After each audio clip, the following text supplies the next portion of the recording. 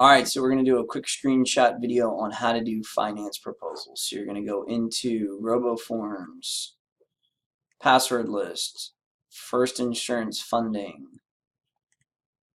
high level. Finance companies are owned by banks. First Insurance is one of the largest out there. When people can't afford to pay in full for agency bill policies, they can finance. So you log in, you'd go new quote. You're going to click on, and I'm going to put this over here. This is on a little daycare. And you're going to put the name of the business in. So Reed After School Inc. This was capitalized. Well, here you're going to put address.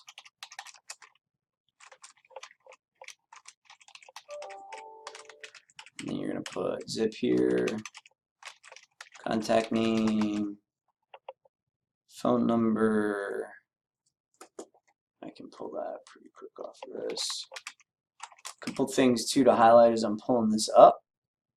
Strongly recommend we always look to set people up on EFT. I don't know that that's, you'll have to verify whether that's his current email or not. Mark, I don't know what his current email is or not. Yeah. So we kind of have basic framework in here, name of business, client name, all that. Here's where the EFT info would go. You would click here, this show add ACH. What this allows us to do is just basically have the client auto draft, right? So we always want to recommend that. It's just so much better in terms of clients paying and retention. So you'll click next.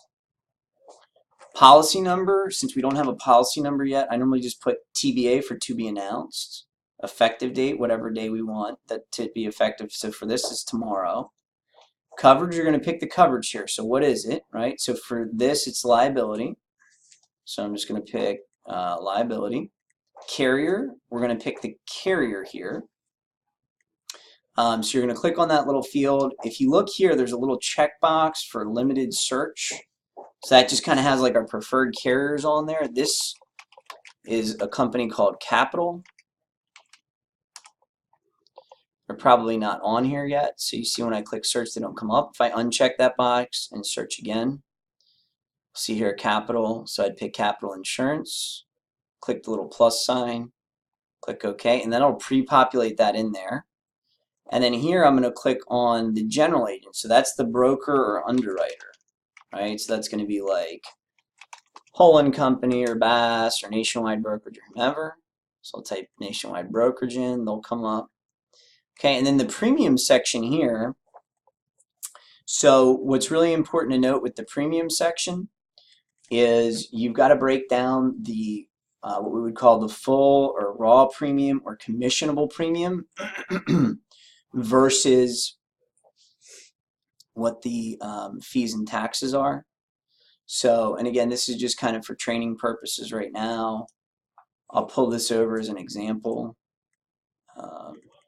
So if we look at this, and this is an example of a deck page here, and you're going to see, if we look here, okay, the total premium here was $27.90, right? And then you've got Florida tax, policy fee, stamp fee, other charges, which could be an inspection fee, it could be a whole host of things.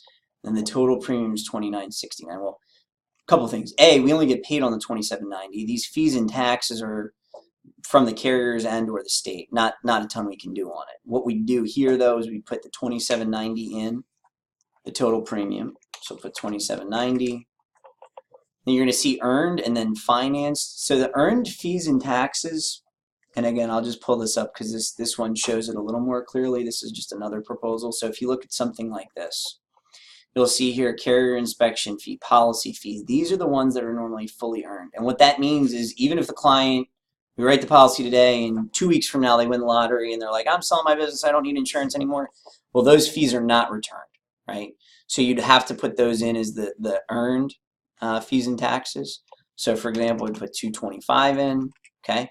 And then whatever remaining fees and taxes would be left, you'd put here. Again, this is just an example, so I'll put $250. All these other things pre-fill. You don't have to mess around with minimum earned or commission or pro rata, any of that. You click save. Okay. And this now said business is not allowed for the entity. Let's see what this is saying here. I'm just going to do a different company for now.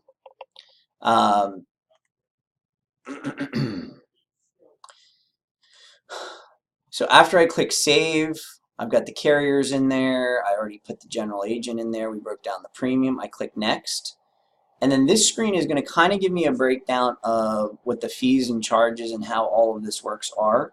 And then it's going to send me to a screen where I can actually do the finance proposal that you can send to the client. So this is going to be kind of a snapshot of what the proposal is, okay, that shows here. Again, when you get to this screen, you would click save. And then you're going to go to the Documents tab. You're going to click Documents. And then if you look here, it's going to say Finance Agreement, and it's going to say Generate Notice Now. So I click that. That's going to pop up a new screen. So it is important if you have like a pop-up blocker on, that would get blocked. And then if we look here, you're going to see is the actual finance proposal. Okay. And so I'll blow this up to make it a little bigger. So in this scenario here, you'll see the down payment in general is about 25%. That's normally what is collected for excess and surplus lines. So the down payment here would be $833. The finance charge in this case is $145. Some people get a little antsy about the rate. Oh, the rate's so high, and I do understand that. But what you've got to also explain to them is you're always going to see a higher rate on a very small premium. And the other thing is there's not a lot of options for people who can't pay their insurance in full. The insurance company will not direct bill them. They say, look, you either pay in full or you finance. And you're not going to go to your local bank and say, you know, finance $3,200 premium. Okay. First Insurance Funding is one of the largest that's out there. Most people don't balk at this a lot, but again, just for training purposes, kind of explaining how all this works. I always normally break these down monthly too, right? So in a case like this, I'd explain, I'd say, hey, you know, it's going to cost you about $12 a month to finance. The finance is simple interest, and it is as earned. And so that means if, you know, 6 months from now he paid it off in full, well, he would only get charged approximately, what would that be, like, you know, $75 worth of interest or something like that. Put that 25% down, and then you have 10 installments of $258.61. And then the policy is always going to be the due on the date 30 days after it's effective. So if you make it effective the 20th a month, it'll be effective the 20th the following month. And that's really it. Pretty quick and easy in terms of how you can finance and help get some more policies written.